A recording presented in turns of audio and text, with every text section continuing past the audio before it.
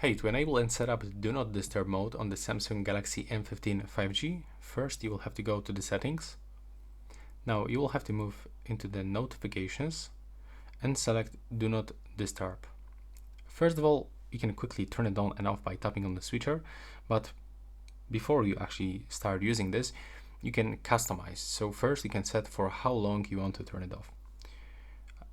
I mean, for how long you want to use it. So until you manually turn it off, for like 1 hour or 2 hours, or ask every time when you are turning it on, like this, for example.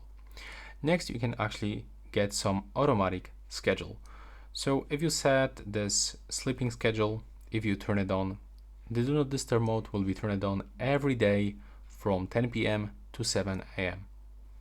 Also, you can add here the multiple schedules. By clicking here, you can actually set and name whatever you want.